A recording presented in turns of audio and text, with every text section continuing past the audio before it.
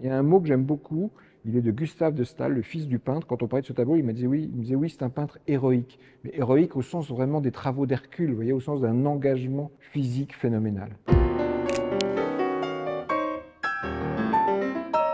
En mars 52, avec sa femme Françoise, Staël va assister à un match de football au Parc des Princes. C'est le match France-Suède, c'est la Suède qui gagne, 1-0 d'après ce que je sais. Mais ce match, il a un intérêt très particulier, c'est que c'est le premier match de football en nocturne éclairé à l'électricité dans l'histoire des matchs de football en France. Donc Staël assiste à ça et il est absolument enthousiaste. Staël n'est pas du tout un amateur de football. Donc quand il voit ce match de football, il voit des hommes en mouvement, dans un espace à la fois sombre et éclairé. Et il écrit une lettre à son ami le poète René Char, qui est une lettre de vision absolument fascinée, enthousiaste. Il dit que l'herbe est rouge, que le ciel est noir, etc. Une vision complètement de peintre. Nicolas de Staël ne fait pas ce grand tableau d'un seul coup. Il fait précéder ce grand tableau d'une série de ce qu'on va appeler des études, qui sont des tableaux de petit format sur le thème du football. Nous sommes au printemps 1952. L'année 52, c'est l'année où Staël va sortir de son atelier. Il va peindre en Normandie, il va peindre dans le sud de la France, au Lavandou, et puis il va peindre en Île-de-France. À partir du vocabulaire qu'il met en place dans cette peinture de paysage, mais qui est vraiment une peinture à la lisière entre la figuration et l'abstraction, à partir d'un vocabulaire très simple, une ligne d'horizon, des petits carrés de peinture qui deviennent de plus en plus dynamiques, tout à coup, il va les synthétiser et dans le petit format, le match de football, il est vraiment là. L'épaisseur de la pâte fait l'épaisseur et le mouvement d'un short en tissu, ça se cristallise. Et puis à partir de là, il va faire son grand tableau. Donc le Parc des Princes, c'est l'aboutissement monumental de la recherche d'une année avec un tableau dont vous voyez qu'il est complètement à la lisière figuration, abstraction. C'est un tableau à la fois très abstrait, et je ne dirais pas très figuratif, je dirais plutôt très concret, puisqu'il y a un rapport très physique au monde.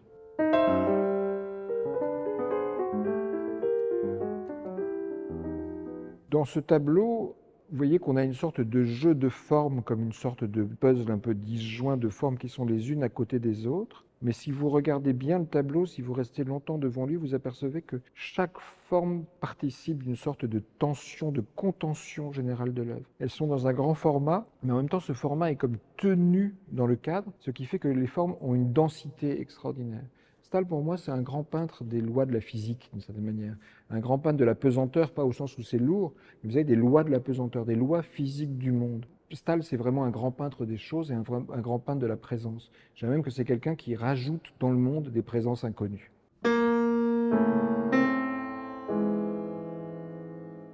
C'est pas du tout évident de reconnaître les footballeurs dans ce tableau-là.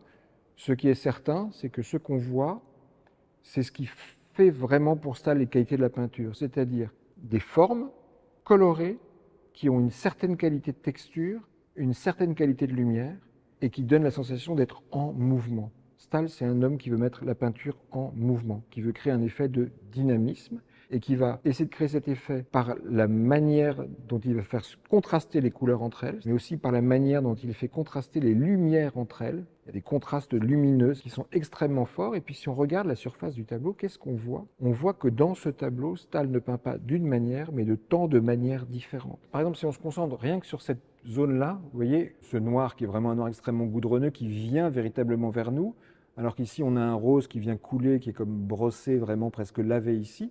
Et puis on a ce bleu, alors le bleu il est vraiment raclé et ça va vers le fond du tableau. Donc là on a vraiment quelque chose qui vient vers nous, quelque chose qui recule et quelque chose qui est beaucoup plus maçonné.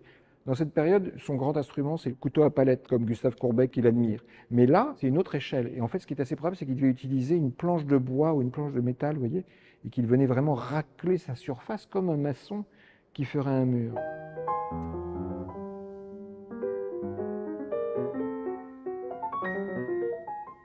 Staël travaille sa peinture par couches successives. C'est un homme de la rectification, du repentir, on dirait en peinture, en permanence, qui corrige, amende. Il y a une anecdote comme ça, une femme qui lui achète un tableau et puis qui le laisse à l'atelier, qui dit « je reviens le chercher dans 15 jours ». 15 jours après, elle revient, elle dit « mais où est passé mon tableau ?» Il lui dit « mais c'est celui-là ». Non, c'est pas mon tableau. En fait, Staël a gardé la même toile, mais il l'a entièrement repeinte parce qu'il n'en était pas satisfait. Ça, c'est Staël. Donc c'est un peintre qui couvre et recouvre. Et dans ces tableaux, quand on les regarde bien, on voit qu'on a une surface épaisse. Ce tableau, il fait 200 kilos, hein, épaisse, stratifiée, et qui a là pour moi une sorte de métaphore mémorielle. Vous voyez, sa fille Anne, je lui dis, mais est-ce que votre père parlait du passé? Est-ce qu'il parlait de la Russie, où il était né? Est-ce qu'il parlait de votre mère qui était décédée? Et sa réponse, c'est jamais. Jamais la queue d'un souvenir. Et moi, mon hypothèse, c'est que la mémoire, le souvenir, il ne le dit pas, il le met dans la peinture. C'est une peinture de l'enfouissement. C'est vraiment une peinture du recouvrement, mais ce qui est recouvert, un peu comme un retour du refoulé, revient à la surface et anime la surface.